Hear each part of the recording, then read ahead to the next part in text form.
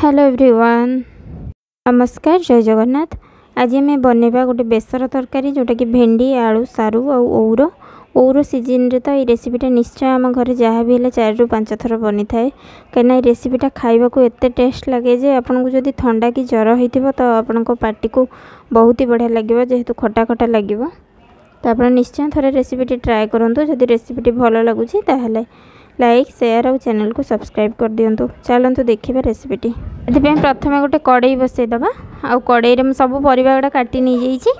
कड़ई टे तेल देदबा, तेल गरम होगा आप जब सोरिष तेल यूज कर तो आहरी बढ़िया तरकारी फ्लेवर गुड़ा एनहांस हम। ये से तेल रे मु भेंडी को भाजीदेवी प्रथमे कहीं भेंडी गुड़ा न भाजिले लालुआ हो आउ तरकारी पूरा लालुआ हो जेहेतु सबू ओऊ सारू सबू किछि लालुआ परिबा सबू को आम भल से भाजिबा तापर तरकारी यूज करवा। ये देखो लुण और हलदी देकी भेंडी को भल भाव में भाजिकी बाहर कर नहीं जी। प्रथम हलदी दे नथली कहीं भेंडीर जो लाल अंश थाए सीटा लगिज कड़ई रे हलदी जदि आम प्रथमे पकाउछंती हलदी लुण। ये देखो भेंडी आमर भजा रेडी हो गला। यहाँ भेंडीटा आमर 90% हो जाइए, खाली गोटे फुटब तरकारी गोटे थर बॉयल आसिले आमर भेंडी रेडी हो से भाया भाजी मुझे ये ओऊ को भी आम पूरा भल से भाजी नहीं जावा जमती पूरा सीझी भी जीव और भाजी भी हो कहीं ओटा आम शेष जेहेतु पकेबा कहीं ओटा जदि आम प्रथम पकई दौचे ताहले आलू और सारू किसी भी सीझीबनी खटारे आम भल से पूरा भाजीदबा ओऊ को भल से भाजिकी आमर ओऊ को बाहर करदबा। देखो ओऊ पूरा भल से जरीगला आ सीझी भी गला। ये ओऊ को भी बाहर कर नहीं जावा। आउ आप टाइम रे जेहेतु आमर एबे ओऊ बेसी पाकल हैनी तो ओऊ एते खट्टा लगेनी। मुझे गोटे बड़ से आमर गोटे मीडियम साइज रो ओऊ नहीं से खाली ऊपर फड़ाटा छाड़ी ऊपर 2 फड़ा आ बाकी सब फड़ा पकई। जदि आप माने बेसी खट्टा ओऊ नौचंती देखिकी पकेबे, क्वांटिटी कम बेसी आप खटार देखिकी करेंगे चाखिकी ओऊ को। ये मुझे एकाथरे तेल रे फुटण फुटेदेली आलू और सारू को पकई देकी आलू सारू टिके भाजी हो गला परे से सेम देदबा आमर लुण और हलदी सबू परिवार मुझे लुण और हलदी देकी भाजी दउची। आपन चाहिए एकाथरे करी दे पारिबे मु किंतु ये सबुथिरे दे दउची लुण और हलदी देकी भाजी दउची। मो प्रोसेस रे मु करूची जदि आपण मानकु एमिति अनुमान न पाइबो तो आपण एकाथरे करी सबु पई दे देबे।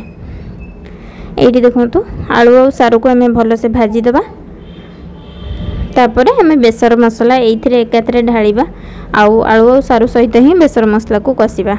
से पूर्व मुझे टिके कलर पाई देदेली लंका गुंड आउ हलदी गुंड भाजीदेले टिके यहाँ बहुत बढ़िया कलर आसीज। ये देखो बेसर नहीं रसुण सोरिष 2 चम्मच आउ जीरा गोटे माने टीस्पून ठारू भी कम, धनिया गोटे टीस्पून आउ ये जो हलदिया सोरिष चोपा छड़ा से नहीं जाइए 2 टीस्पून।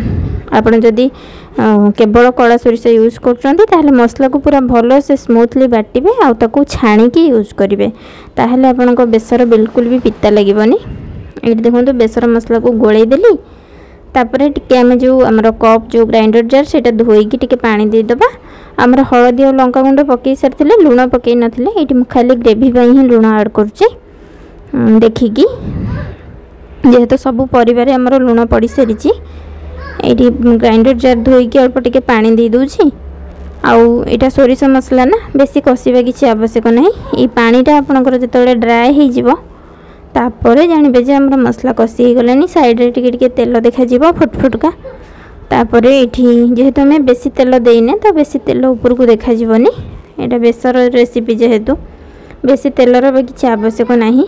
ये मु गरम पानी दे दूची, गरम पानी देले तरकारीटा शीघ्र फुटी आसीबो आउ ये तरकारी फुटी आसला परे मु दे दूची हमर सारू हमर सॉरी भेंडी और हमर ओऊ भेंडी और ओऊ को देकी आम 2 मिनिट घोड़ेबा। जेहेतु आमर सब परिबा सीझी सारानी तो 2 मिनिट आम घोड़े दबा। हाँ आलू और सारू जितेबाला आम जो देले पानी रे बॉयल आसला भितर आमर आलू सारू 80 to 90% कुक हो जाइथिला। तो ये आमर भेंडी सहित भी आउ टिके सीझीगला आलू और सारू। ये मुझे देखी दूची परिबा सीझी ना सीझिनी। ये देखो परिबा पूरा सीझी जाइए बहुत भल से। आप चाहिए हल्का हल्का आलू को स्मैश करें। ये रेडी हो जाइए आम तरकारी। ये देखो भात सहित सर्व कर दूची आमर भेंडी आलू बेसर निश्चय आपको रेसिपीटी भल लगे जदि आपको खट्टा भल लगे तो आ जो मानू खट्टा भल लगे तो मुझे किसी ग्यारंटी दे पारुनी।